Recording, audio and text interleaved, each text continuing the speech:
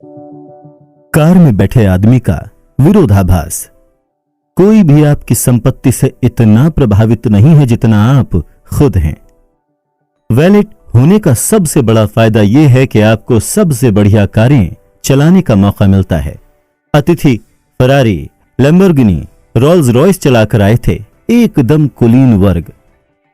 मेरा हमेशा का सपना था कि मेरे पास भी ऐसी एक कार हो, क्योंकि मैं ऐसा सोचता था कि दूसरों को बहुत दृढ़ता से संकेत देता है कि आप वहां पहुंच चुके हैं, आप होशियार हैं, आप अमीर हैं, आपकी रुचि गजब की है, आप महत्वपूर्ण हैं। मेरी तरफ देखिए। विडंबना यह है कि मैं शायद ही कभी उन्हें देखता था, चालकों को। जब आप किसी को अच्छी कार चलाते देखते हैं तो शायद ही कभी आप सोचते हो, वाह जो गाड़ी चला रहा है कितना गजब है, बल्कि आप सोचते हैं, वाह अगर वो कार मेरे पास होती तो लोग मुझे कितना गजब समझते।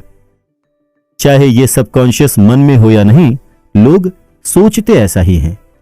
यहां एक विरोधाभास है। लोग संपत्ति की चाह रखते हैं जिससे वो औरों को जता सकें कि उन्हें पसंद किया जाए और उनकी प्रशंसा की जाए, लेकिन वास्तविकता में वो लोग अक्सर आपकी प्रशंसा करने से चूक जाते हैं। इसलिए नहीं कि वो संपत्ति को प्रशंसनीय नहीं समझते, बल्कि इसलिए कि वो आपकी संपत्ति को खुद अपनी प्रशंसा की लालसा के बेंचमार्क के रूप में इस्तेमाल करते हैं। जो पत्र मैंने अपने बेटे के जन्म के बाद लिखा, उसमें लिखा था, तुम सोचोगे कि तुम्हें एक महंगी कार चाहिए, एक बढ़िया घड़ी और एक बड़ा घर, लेकिन मैं तुम्हें बता दूं ऐसा नहीं है। जो तुम्हें चाहिए वो है दूसरों से मिलने वाला सम्मान और प्रशंसा, और तुम्हें ऐसा लगता है कि महंगा सामान खरीदने से वो तुम्हें मिल जाएगा। आमतौर पर ये ऐसे कभी नहीं मिलता, खासकर उन लोगों से जिनसे सम्मान और प्रशंसा तुम पाना चाहते हो। मैंने ये एक वैलेट का काम करते हुए सीखा जब मैंने उन सब लोगों के बारे में सोचना शुरू किया जो फरारी में बैठकर होटल में आते थे और मुझे टकटकी लगाकर घूरते हुए पाते थे। वो जहां भी जाते थे लोग उन्हें ऐसे ही ताकते होंगे और मुझे विश्वास है कि उन्हें ये अच्छा लगता होगा। मुझे विश्वास है उन्हें अपनी प्रशंसा भाती होगी। लेकिन क्या उन्हें पता था कि मुझे उनकी कोई परवाह नहीं और मैं उन पर ध्यान भी नहीं देता था? क्या वो जानते थे कि मैं तो बस कार को देखा करता था और खुद चालक की सीट पर बैठे होने की कल्पना किया करता था?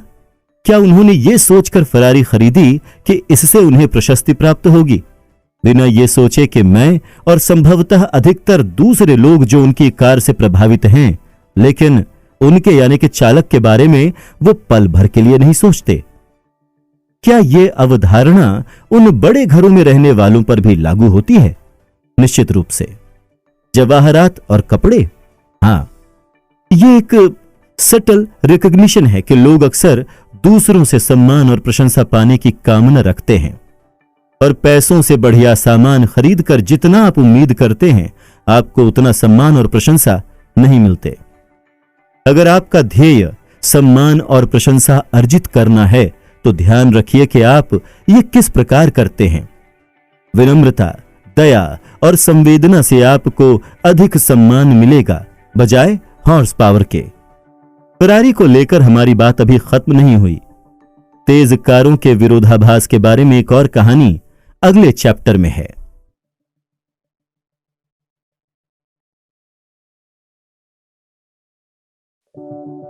संपत्ति वो है जो आपको दिखाई नहीं देती। पैसे खर्च करके लोगों को दिखाना कि आपके पास कितना पैसा है, ये पैसे कम करने का सबसे तेज तरीका है। संपत्ति की अनेकों विडंबनाएं हैं। ये रही एक मुख्य विडंबना। संपत्ति वो है जो आपको दिखाई नहीं देती। मैंने सन 2000 के दशक के बीच में लॉस एंजलिस में वैले के रूप में काम किया, जब मटीरियलिस्टिक दिखावट की वरीयता ऑक्सीजन को छोड़कर बाकी हर चीज से अधिक हो चुकी थी। अगर आप एक फरारी को सामने से गुजरते हुए देखते हैं, आप स्वाभाविक रूप से सोचेंगे कि इस कार का मालिक अमीर है, तब भी जब आप उन पर ज्यादा ध्यान न दे रहे हों। लेकिन जब मैं इनमें से कुछ लोगों को जानने लगा तब मुझे पता चला कि ऐसा नहीं है। इनमें से काफी लोग औसत रूप से सफल थे, जिन्होंने अपनी इनकम का एक बड़ा हिस्सा कार पर खर्च किया था। मुझे एक व्यक्ति याद है जिसे हम रॉजर कहेंगे। वो लगभग मेरी उम्र का था। मुझे बिल्कुल अंदाजा नहीं था कि रॉजर क्या काम करता था, लेकिन वो एक पोस्ट चलाता था और अनुमान लगाने के लिए लोगों के लिए इतना काफी था। एक दिन रॉजर एक पुरानी होंडा में आया, अगले सप्ताह भी और फिर उससे अगले सप्ताह भी। तुम्हारी पोर्श को क्या हुआ? मैंने पूछा। कार लोन चुकता न होने के कारण उसकी कार को जब्त कर लिया गया था। शर्मिंदगी का कोई नाम तक नहीं था। उसने ऐसे जवाब दिया मानो किसी खेल की बात कर रहा हो। उसके बारे में लगाया गया मेरा हर अनुमान गलत था, क्योंकि लॉस एंजलिस ऐसे रॉजर्स से भरा पड़ा है। $1,00,000 की कार चलाने वाला व्यक्ति अमीर हो सकता है, लेकिन उसकी संपत्ति के बारे में आपके पास जो एकमात्र जानकारी है वो ये है कि अब उसके पास कार खरीदने से पहले $1,00,000 कम है, या फिर $1,00,000 का अतिरिक्त ऋण उसके ऊपर है। सिर्फ यही है जो आप उन लोगों के बारे में जानते हैं। हम अक्सर जो देखते हैं उसके अनुसार संपत्ति के बारे में राय बना लेते हैं, क्योंकि वही एक जानकारी है जो हमारे सामने है। हम लोगों के बैंक के खाते या ब्रोकरेज स्टेटमेंट नहीं देख सकते। इसलिए वित्तीय सफलता को आंकने के लिए हम बाहरी दिखावट का सहारा लेते हैं। कारें, घर, इंस्टाग्राम की तस्वीरें। मॉडर्न कैपिटलिज्म जब तक लोग कुछ हासिल न कर लें उसका दिखावा करते रहने में उनकी सहायता करने को पसंदीदा उद्योग बना देता है। लेकिन सच यह है कि संपत्ति वो है जो आपको दिखाई नहीं देती। संपत्ति वो अच्छी कारें हैं जो खरीदी नहीं गईं, हीरे जो खरीदे नहीं गए, घड़ियां जो पहनी नहीं गईं, वो कपड़े जो खरीदे नहीं गए और प्रथम श्रेणी का अपग्रेड जिसे ठुकरा दिया गया।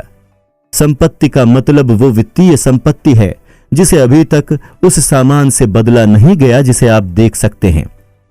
हम संपत्ति के बारे में इस तरह नहीं सोचते, क्योंकि जिसे आप देख नहीं सकते उसे आप कॉन्टेक्चुअलाइज भी नहीं कर सकते। गायिका रिहाना जब फिजूल खर्ची की वजह से लगभग दिवालिया हो गई तो अपने वित्तीय सलाहकार पर उन्होंने अभियोग चला दिया।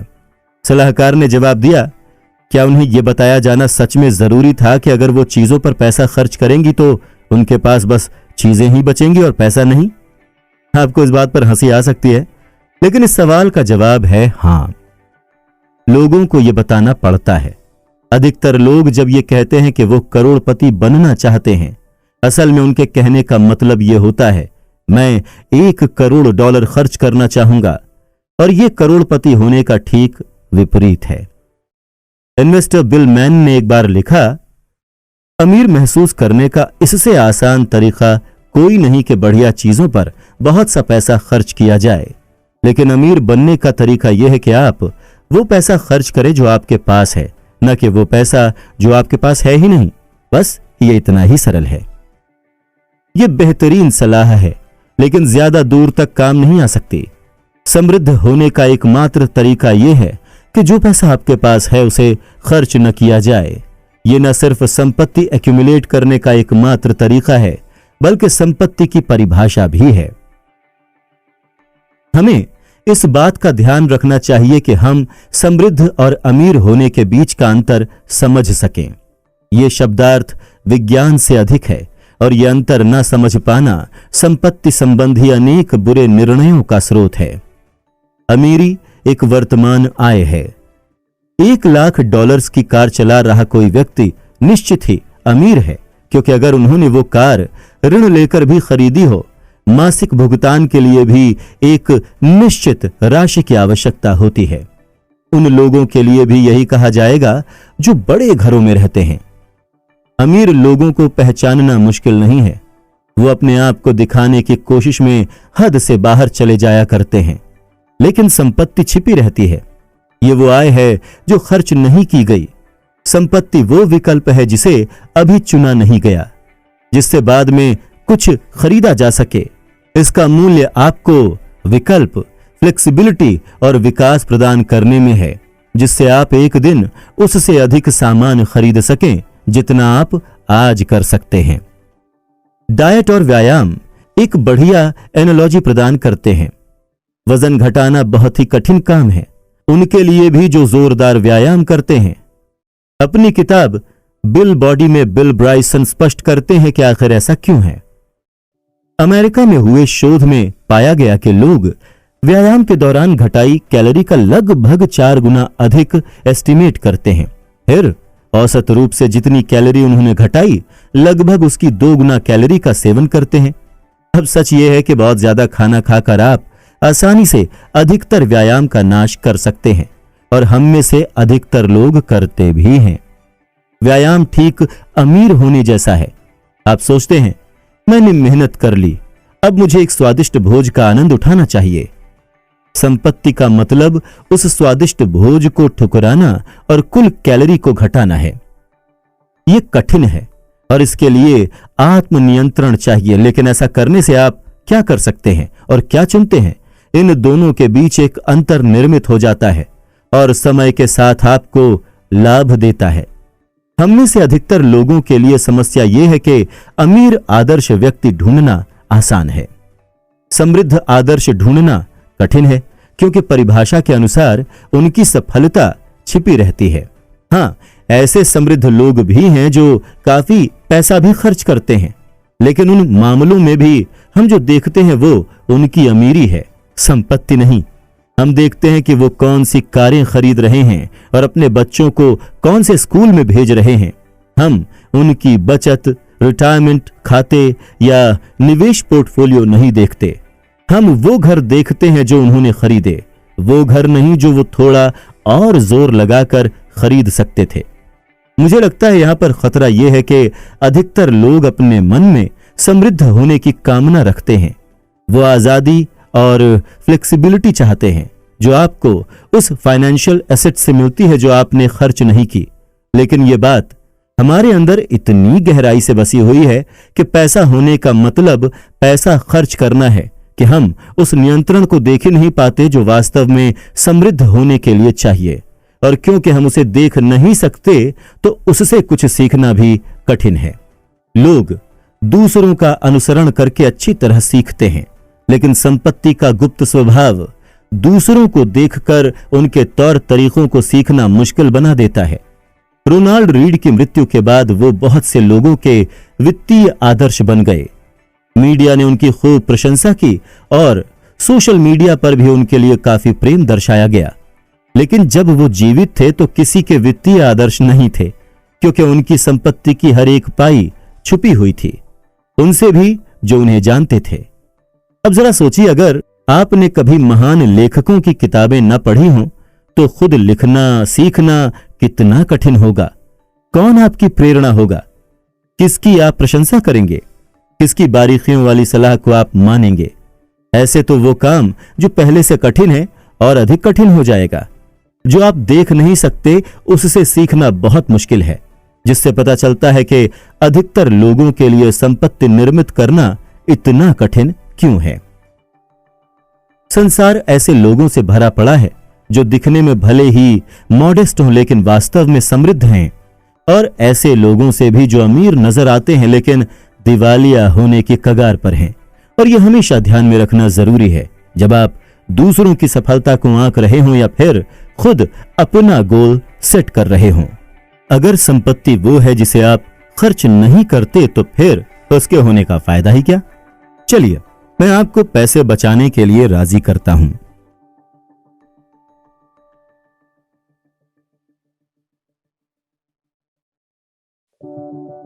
धन संपत्ति की बचत करें।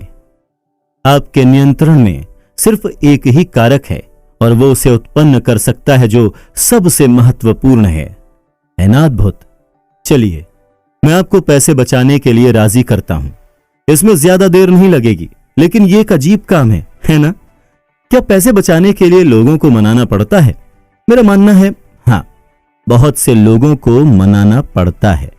एक नियत आय के बाद लोग मुख्यतः इन 3 समूहों में आते हैं। जो बचत करते हैं, जिन्हें नहीं लगता कि वो बचत कर सकते हैं, जिन्हें लगता है कि उन्हें बचत की जरूरत ही नहीं। ये बाकी के 2 समूहों के लिए है। पहला विचार सरल लेकिन जो आसानी से अनदेखा हो जाता है, यह है कि संपत्ति निर्मित करने का संबंध आपकी आय या निवेश रिटर्न से कम और आपकी बचत दर से अधिक होता है। दक्षता की शक्ति के बारे में एक कहानी। सन 1970 में ऐसा लग रहा था कि विश्व में सारा तेल खत्म होने वाला है। हिसाब अधिक कठिन नहीं था।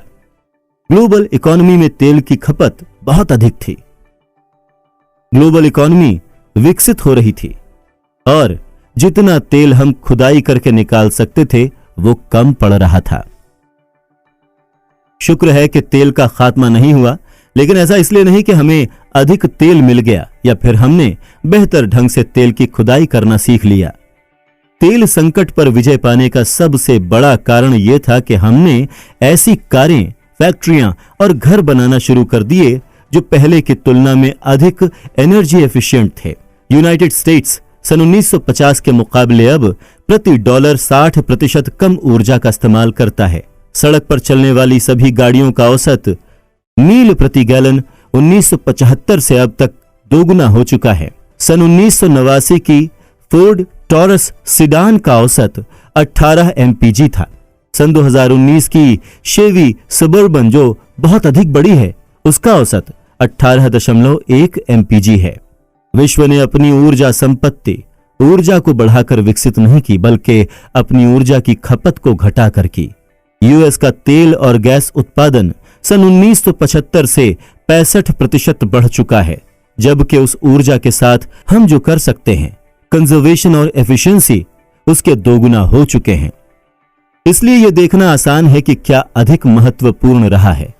यहां पर महत्वपूर्ण बात यह है कि अधिक ऊर्जा ढूंढना हमारे नियंत्रण के बाहर है और अनिश्चितता से घिरा हुआ है, क्योंकि ये जियोलॉजी, ज्योग्राफी, मौसम और जियोपॉलिटिक्स के नाजुक मिश्रण पर निर्भर करता है। लेकिन जो ऊर्जा हम इस्तेमाल करते हैं उसमें अधिक दक्ष होना हमारे नियंत्रण में है। एक हल्की कार खरीदना या फिर बाइक चलाना आपके हाथ में है और 100% रूप से दक्षता में सुधार ला सकता है। हमारे धन पर भी यही लागू होता है। इन्वेस्टमेंट रिटर्न आपको अमीर बना सकते हैं, लेकिन कोई निवेश कार्यनीति काम करेगी या नहीं, कब तक काम करेगी या मार्केट साथ देंगे या नहीं, यह हमेशा डाउटफुल रहता है। परिणाम अनिश्चितता से घिरे रहते हैं। व्यक्तिगत बचत और किफायती फाइनेंस का संरक्षण और एफिशिएंट संपत्ति के समीकरण के वो भाग हैं जो अधिक रूप से आपके नियंत्रण में हैं और भविष्य में भी 100% उतने ही प्रभावशाली होंगे जितने के आज हैं।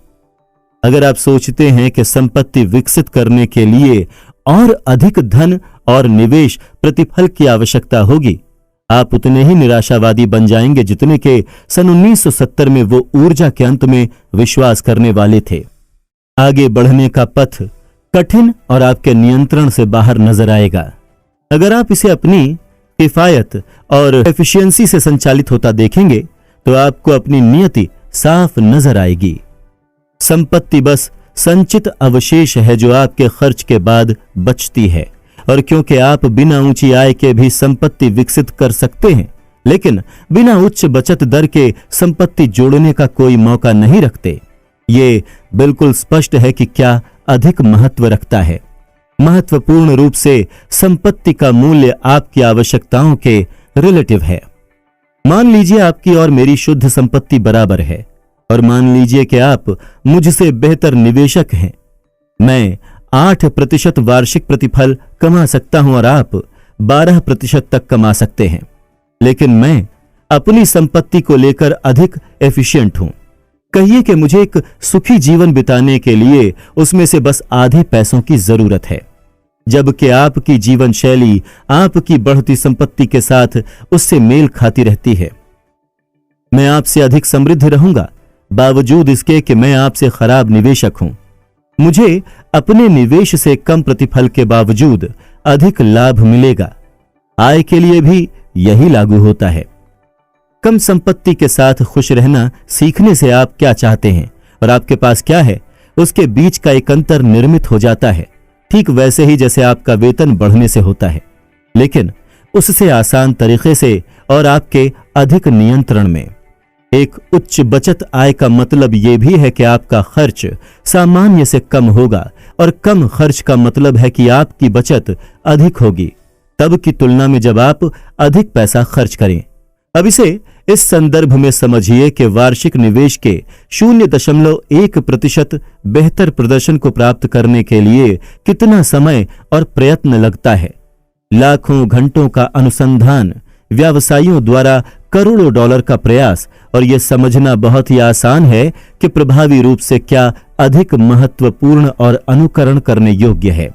ऐसे भी पेशेवर निवेशक हैं जो सप्ताह में 80 घंटे कड़ी मेहनत करते हैं ताकि 1% का 10वां हिस्सा अपने प्रतिफल में जोड़ सकें, जबकि उनके वित्त में 2 या 3% ऐसे हैं जो जीवन शैली के कारण हैं और कम प्रयास से काबू में किए जा सकते हैं।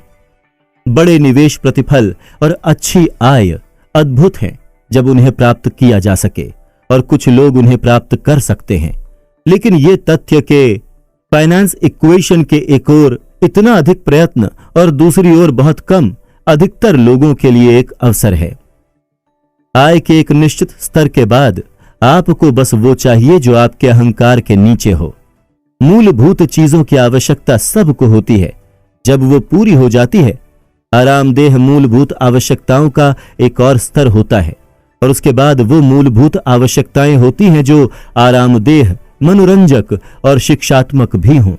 लेकिन मटीरियलिज्म के एक स्तर से आगे बढ़कर खर्च करना आपकी आय की ओर पहुंचते आपके अहंकार को प्रतिबिंबित करता है। पैसे खर्च करने का वो तरीका जिससे लोगों को यह पता चल सके कि आपके पास पैसा है या था। इसे इस नजर से देखिए, और बचत को बढ़ाने का सबसे शक्तिशाली उपाय आय को बढ़ाना नहीं है, बल्कि अपनी विनम्रता को बढ़ाना है। जब आप बचत को अपनी आय और अहंकार के बीच के अंतर के रूप में देखेंगे तो आप समझ जाएंगे कि अच्छी आय वाले इतने लोग आखिर ज्यादा बचत क्यों नहीं कर पाते। स्वाभाविकता के विरुद्ध ये एक दिन प्रतिदिन का संघर्ष बन जाता है, जिसमें आप दूसरों का मुकाबला करने के लिए अपनी चादर से बाहर पैर फैलाते रहते हैं। वो लोग जिनकी व्यक्तिगत वित्तीय सफलता चिरस्थायी होती है, जरूरी नहीं कि उनकी आय अधिक ऊंची हो। उनकी प्रवृत्ति कुछ ऐसी होती है कि दूसरे लोग उनके बारे में क्या सोचते हैं, इस बात से उन्हें कोई फर्क नहीं पड़ता। अतः लोगों की बचत करने की क्षमता जितना वो सोचते हैं उससे कहीं अधिक उनके नियंत्रण में होती है। कम खर्च करके बचत की जा सकती है। अगर आपकी कामनाएं कम हो तो आप पैसा भी कम खर्च करेंगे, और आपकी कामनाएं कम रहेंगी अगर आप इस बारे में कम परवाह करेंगे कि दूसरे लोग आपके बारे में क्या सोचते हैं। जैसा कि मैंने इस किताब में तर्क किया है, धन संपत्ति फाइनेंस से अधिक साइकोलॉजी पर निर्भर करती है, और आपको बचत करने के लिए किसी खास कारण की जरूरत नहीं होती। कुछ लोग घर के डाउन पेमेंट, नई कार या रिटायरमेंट के लिए बचत करते हैं। यह बहुत अच्छी बात है वाकई, लेकिन बचत करने के लिए हमें किसी विशेष वस्तु को खरीदने के उद्देश्य की आवश्यकता नहीं होती। आप सिर्फ बचत करने के उद्देश्य से बचत कर सकते हैं, और वास्तव में आपको ऐसा करना भी चाहिए, सभी को करना चाहिए। किसी विशेष उद्देश्य के लिए बचत करने का मतलब एक प्रिडिक्टेबल संसार में बनता है, लेकिन हमारा संसार ऐसा नहीं है। बचत सबसे खराब क्षण में आपको भौचक्का कर देने वाली जीवन की इनएविटेबल क्षमता के विरुद्ध एक ढाल है। बचत का एक और लाभ जो खर्च करने के उद्देश्य से संबंधित नहीं है, वो हमने पिछले अध्याय में देखा। अपने समय पर नियंत्रण प्राप्त करना। पैसा जिस प्रत्यक्ष सामान को खरीद सकता है उसे सभी जानते हैं। अप्रत्यक्ष पहलू को समझना कठिन है, इसीलिए यह अक्सर अज्ञात रह जाता है। लेकिन संपत्ति के अप्रत्यक्ष लाभ हमारे सुख को बढ़ाने में कहीं अधिक मूल्यवान और सक्षम सिद्ध हो सकते हैं, बजाय उन प्रत्यक्ष वस्तुओं के जो हमारी बचत का स्पष्ट रूप से लक्ष्य होती है। खर्च करने के उद्देश्य के बगैर की गई बचत आपको विकल्प और फ्लेक्सिबिलिटी के साथ साथ प्रतीक्षा करने की क्षमता और सही विकल्प दबोचने का अवसर प्रदान करती है। यह आपको सोचने के लिए समय देती है। यह आपको अपनी खुद की शर्तों पर रास्ता बदलने की क्षमता देती है। बचत का हर छोटा भाग भविष्य के एक बिंदु को अधिकृत करके उसे अपने आप को देने जैसा है, जिसका मालिक कोई और हो सकता था। यह फ्लेक्सिबिलिटी और अपने समय पर नियंत्रण संपत्ति के एक अदृश्य रिटर्न के समान है। बैंक में नकद पर कितना प्रतिफल होता है जो आपको करियर बदलने, जल्दी से रिटायर होने या फिर चिंता से मुक्ति प्रदान करता है? मैं कहूंगा कि यह बेहिसाब है। यह दो कारणों से बेहिसाब है। यह इतना बड़ा और महत्वपूर्ण है कि हम इसका मूल्य नहीं लगा सकते, लेकिन यह वस्तुतः भी बेहिसाब है। हम ब्याज दरों की तरह इसका हिसाब नहीं लगा सकते और जिसे हम नाप नहीं सकते उसे अनदेखा कर देते हैं। जब आपके समय पर नियंत्रण नहीं होता, आपको अपनी ओर आने वाले हर दुर्भाग्य को स्वीकार करना पड़ता है। लेकिन अगर आपके पास फ्लेक्सिबिलिटी है तो आपके पास अच्छे अवसरों के खुद आपकी ओर चलकर आने का समय होगा। यह आपकी बचत का एक हिडन रिटर्न है। बैंक में हुई बचत जो 0% ब्याज देती है, एक असाधारण प्रतिफल उत्पन्न कर सकती है अगर वो आपको वो फ्लेक्सिबिलिटी प्रदान करे जिससे आप कम आय लेकिन उद्देश्यपूर्ण रोजगार चुन सकें या फिर निवेश अवसरों के लिए प्रतीक्षा कर सकें जब फ्लेक्सिबिलिटी रहित लोग बेचैन हो जाते हैं। और वो अदृश्य प्रतिफल बहुत महत्वपूर्ण होता जा रहा है। विश्व पहले अत्यधिक स्थानीय हुआ करता था।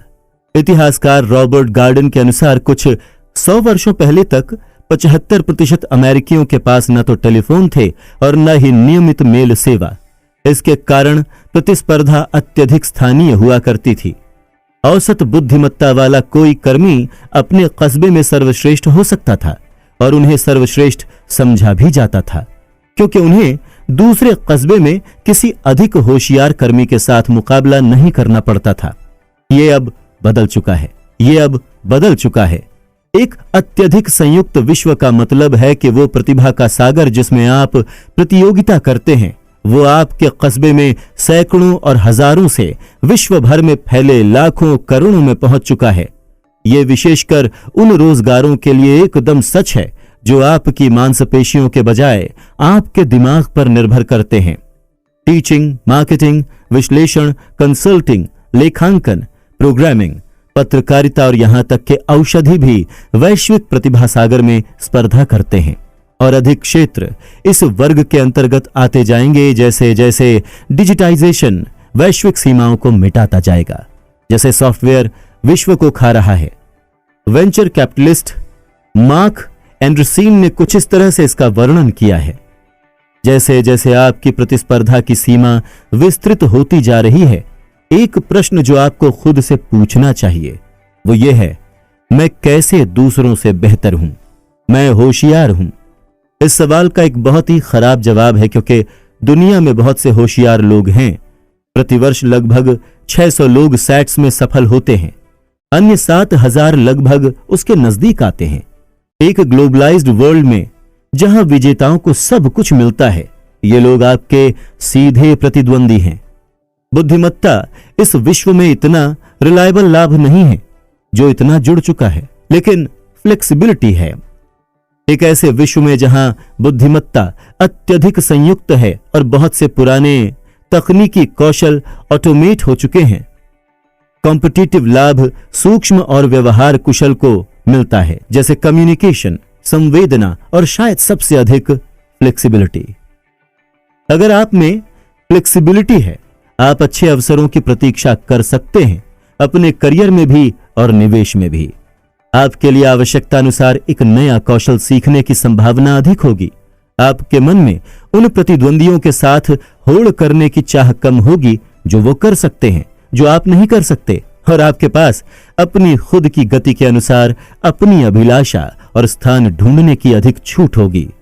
आप एक नई दिनचर्या, एक धीमी गति ढूंढ सकेंगे और जीवन के बारे में अलग धारणाओं के साथ सोच पाएंगे। इन सब चीजों को कर पाने की क्षमता, जब अधिकतर अन्य लोग ऐसा नहीं कर सकते, ऐसी कई चीजों में से एक है जो आपको एक ऐसे संसार में यूनिकनेस प्रदान करेगी जहां बुद्धिमत्ता अब तक सस्टेनेबल एडवांटेज नहीं है। अपने समय और विकल्पों पर अधिक नियंत्रण होना विश्व की सबसे मूल्यवान मुद्राओं में से एक बनता जा रहा है। इसीलिए अधिकतर लोग बचत कर सकते हैं और उन्हें करनी भी चाहिए। आप जानते हैं उन्हें और क्या करना चाहिए? इतना अधिक तर्कशील होना छोड़ देना चाहिए। मैं बताता हूं ऐसा क्यों।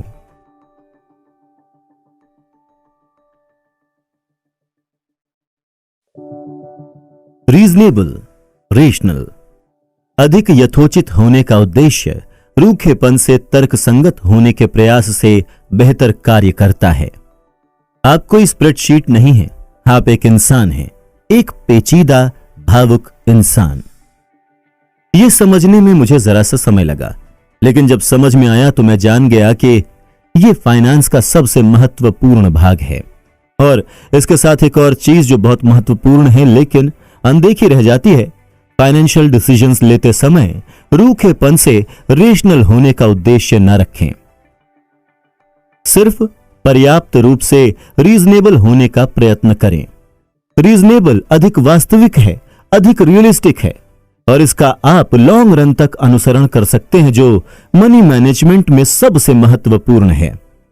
यह समझाने के लिए कि मैं कहना क्या चाह रहा हूं, मैं आपको एक ऐसे व्यक्ति की कहानी सुनाता हूं जिसने मलेरिया का इलाज सिफिलिस से करने की कोशिश की। जूलियस वैगनर जॉरेग 19वीं सदी के एक साइकोलॉजिस्ट थे जिनके पास दो यूनिक कौशल थे।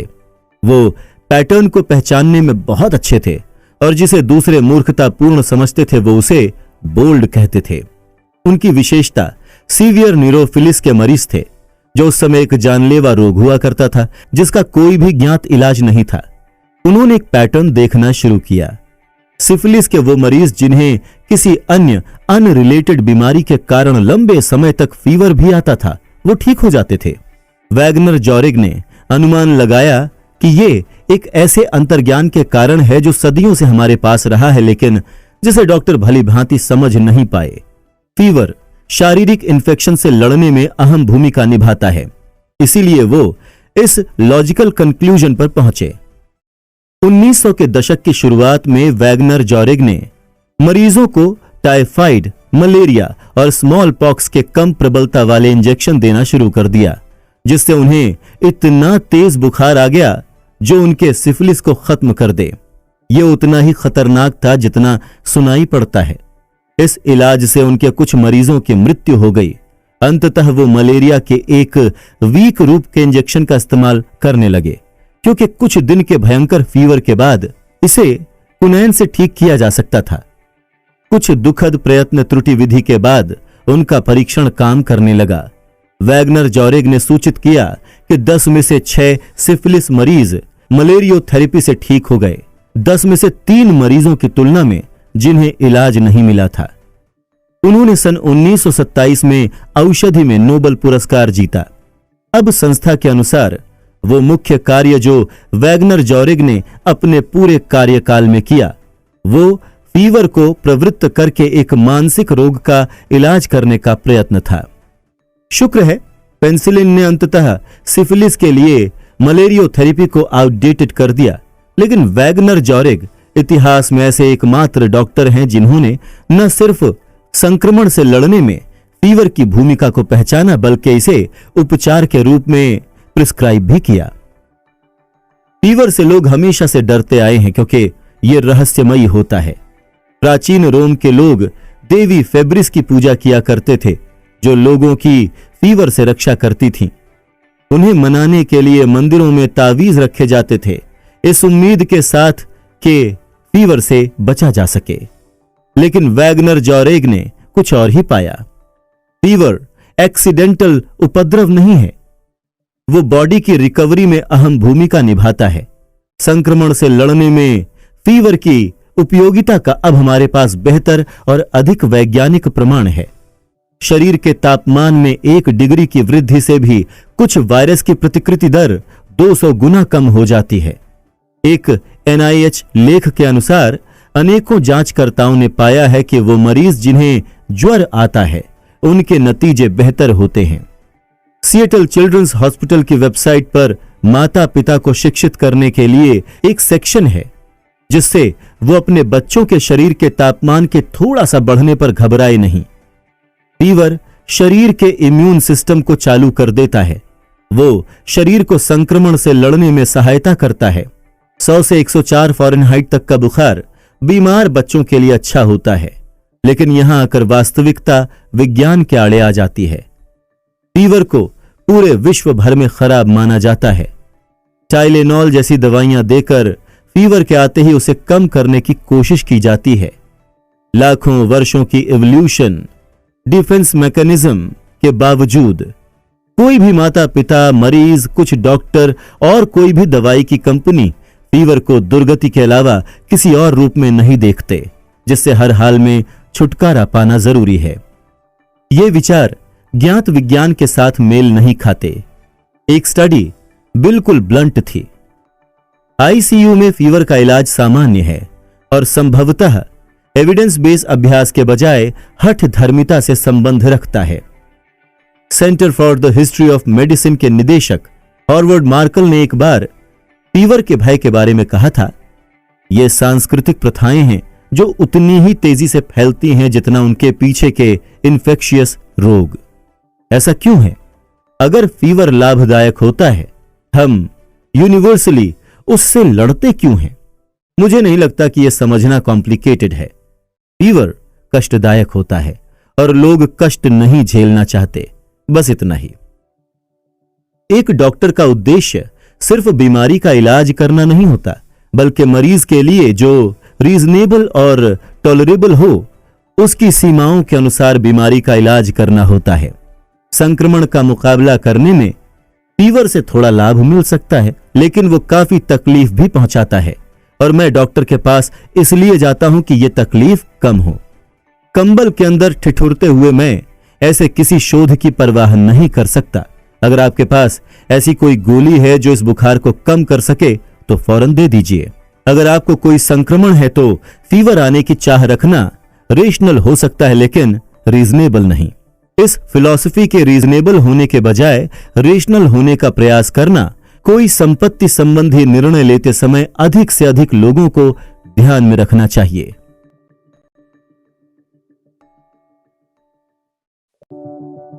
एडवांस्ड फाइनेंस गणितीय रूप से ऑप्शनल इन्वेस्टमेंट स्ट्रैटेजीज को ढूंढने के लिए समर्पित है।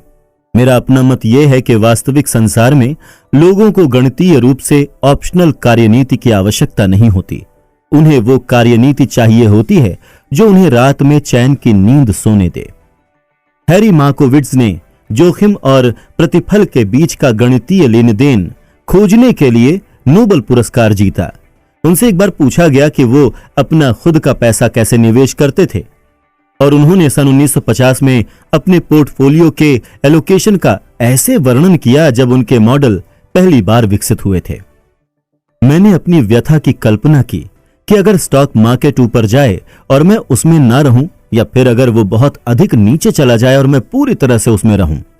मेरा लक्ष्य भविष्य में होने वाले पछतावे को कम करना था, इसीलिए मैंने अपने कॉन्ट्रीब्यूशंस को बॉन्ड और इक्विटी में बराबर बराबर बांट दिया। मार्कोविट्ज ने फलतः मिश्रण में विविधता उत्पन्न करके अपनी इन्वेस्टमेंट स्ट्रैटेजी को बदल दिया। लेकिन यहां पर दो बातें महत्वपूर्ण हैं।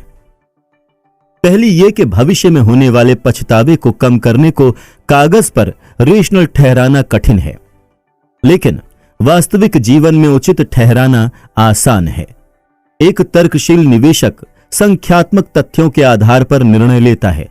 एक उचित निवेशक उन निर्णयों को कॉन्फ्रेंस कक्ष में उन सहकर्मियों से घिरे हुए लेता है जिनकी वो प्रशंसा जीतना चाहता है, उस जीवन साथी के साथ जिसे वो निराश नहीं करना चाहता, या फिर अपने किसी रिश्तेदार, पड़ोसी या अपने खुद के संदेहों के रूप में मिलने वाले प्रतिद्वंदियों की आलोचना के विरुद्ध।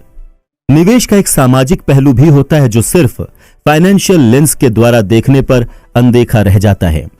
दूसरी बात यह है कि यह ठीक है, जेसन ज़ुइग, जिन्होंने वो साक्षात्कार किया जिसमें मार्कोविट्ज ने अपने निवेश का वर्णन किया था, बाद में विचार करते हुए बोले, मेरा अपना मत यह है कि लोग न तो रेशनल होते हैं और न ही इर्रेशनल।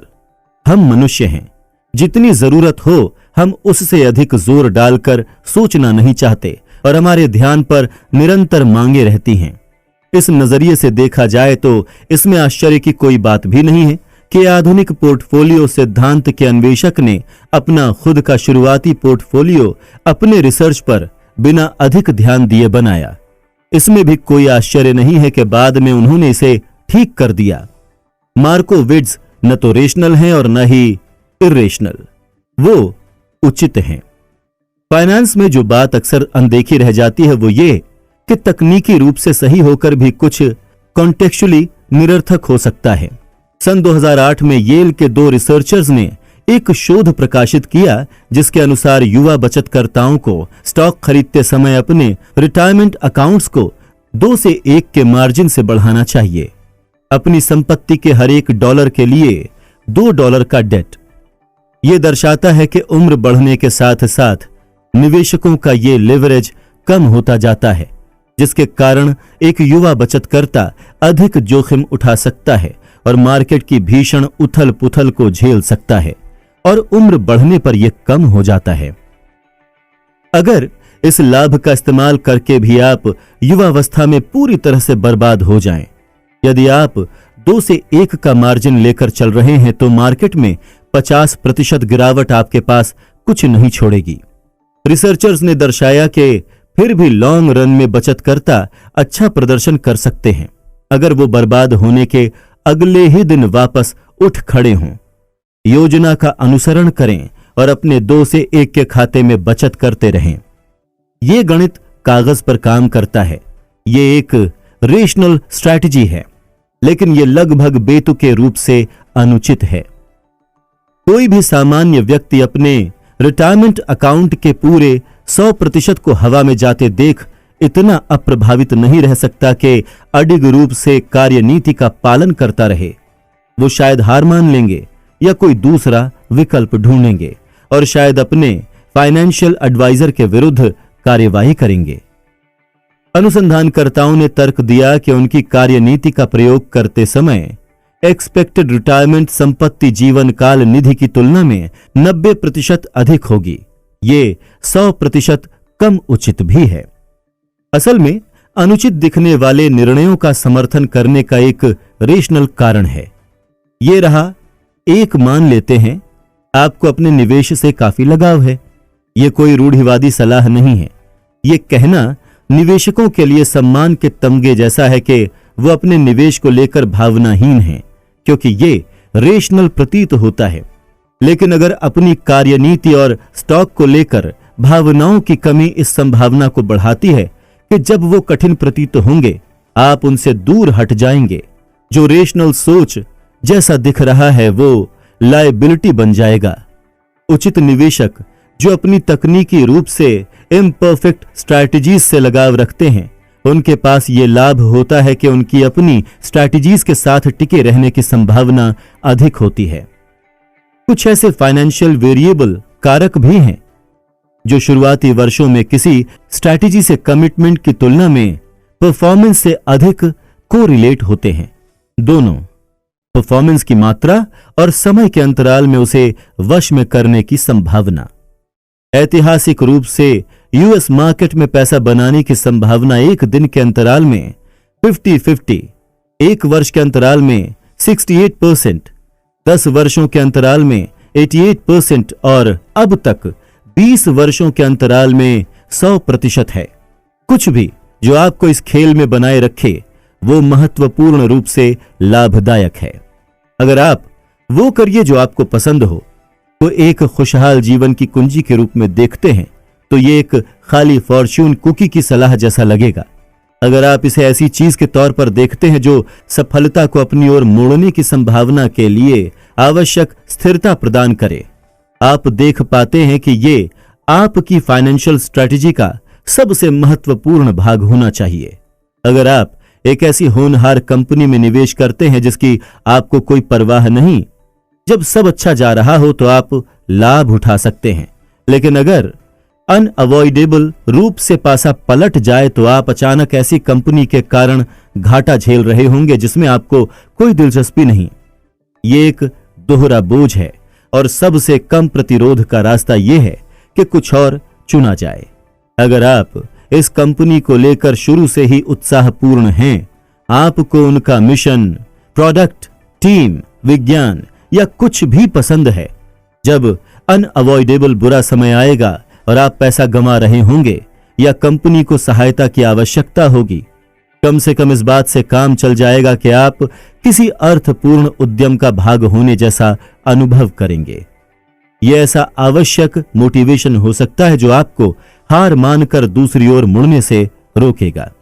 ऐसी और भी अन्य परिस्थितियां होती हैं जहां संपत्ति को लेकर तर्कशील, रेशनल होने के बजाय रीजनेबल होना ठीक है।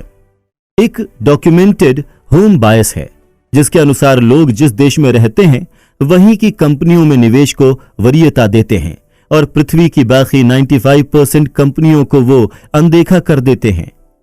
ये रेशनल नहीं है जब तक आप ये न सोचें कि निवेश का मतलब अजनबियों को अपना पैसा देना है।